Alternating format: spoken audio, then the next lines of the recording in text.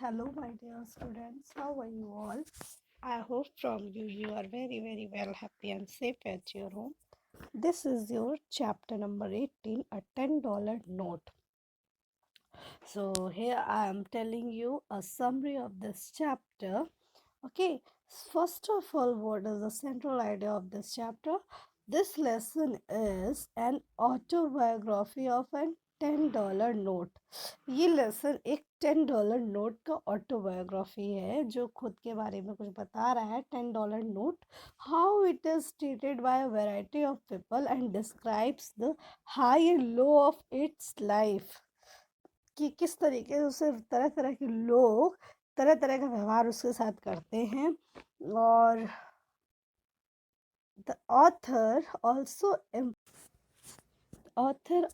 also emphasizes the fact that life is not a bed of roses and each one, be it a human or a coin, has to face a number of trial and tribulation of live his life to the fullest.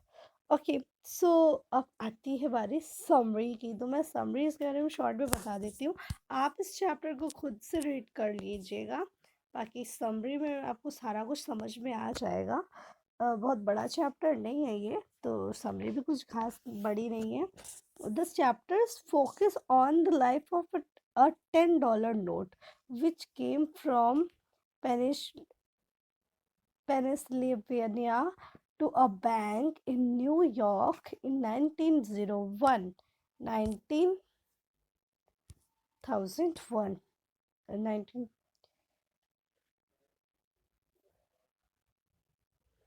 Okay, sorry, 1901. Through the years, it has changes many hands, from a hawker to a policeman, then to old Jack. कहने का ये है कि यहाँ पूरी बात सिर्फ पूरा चैप्टर $10 नोट के ऊपर है, और जो कि न्यूयॉर्क में जिसका इन्वेंशन हुआ था 1901 में, और ये धीरे धीरे चेंज होता गया. This lesson is highlights its journey where it eventually comes in the hand of poor lady who buy bread and establish. The anticlimax of his chapter of this chapter is when it was called dirty money ops.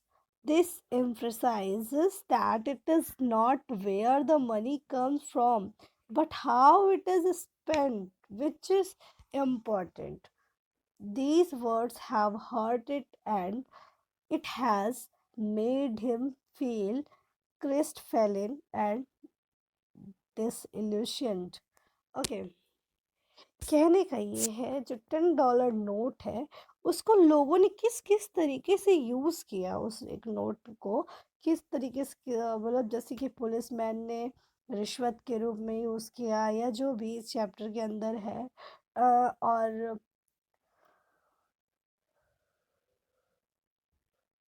Vendor ने कैसे use किया, एक poor lady ने उस $10 का क्या उससे क्या खरीदा, ब्रेड खरीदा और कुछ अपने घर की.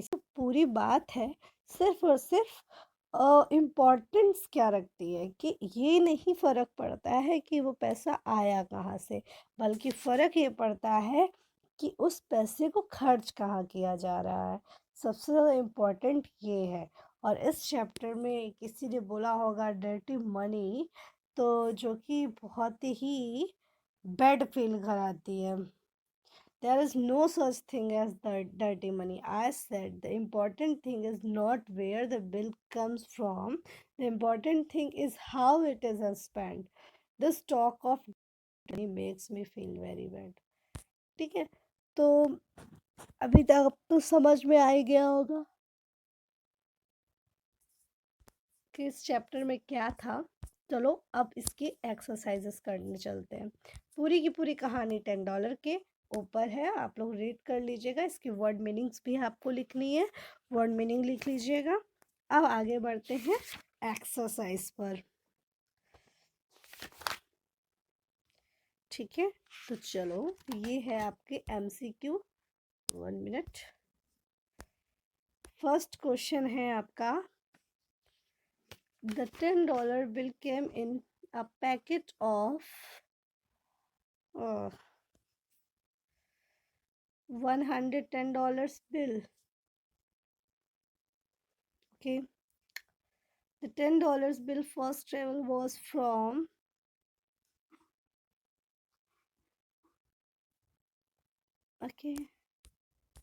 next, old Jack was rich but unpopular because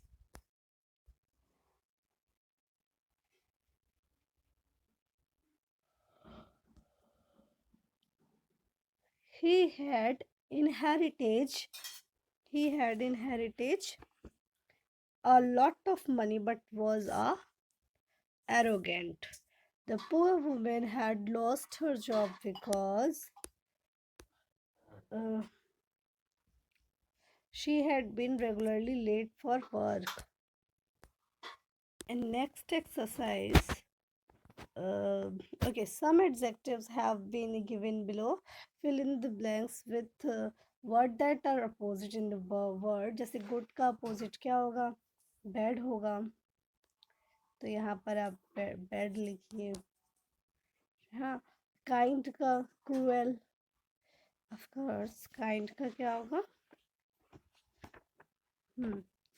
cruel.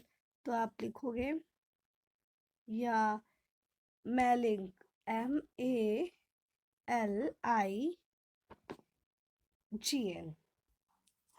ठीक है, MALIGN।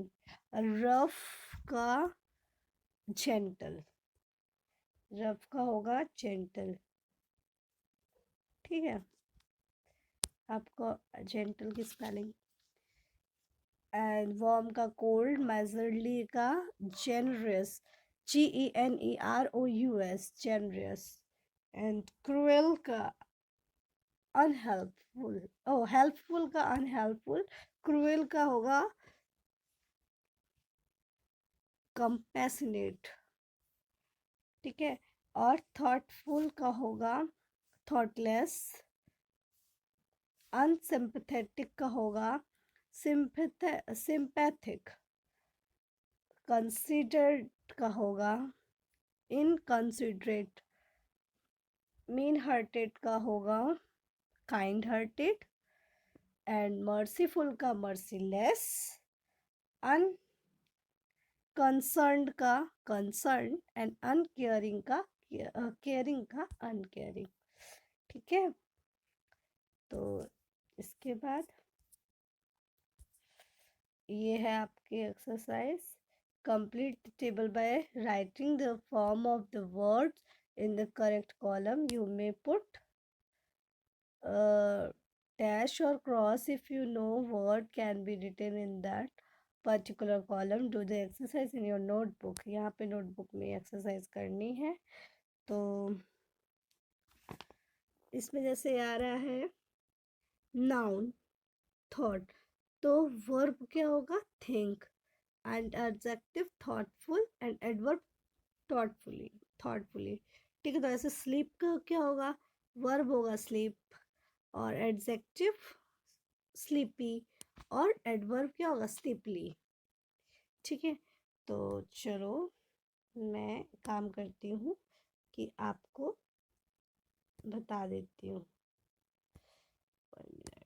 ओके, यस, ये देखो, इस तरीके से आपको यहाँ फिल करना है। ठीक है, तो ये एक्सरसाइज फिल करने के बाद अभी दिखा, एक्सरसाइज फिल करने के बाद आपको नीचे दिए गए विक्टोरियस लिखना है। तो यहाँ पर क्या करना था? वर्ब करेक्ट फॉर्म लिखनी है, तो आपको लिखना होगा विक्ट्री। ठीक है, विक्ट्री। तो यहाँ पे आप लिखोगे विक्ट्री। दूसरा है A child. A child fought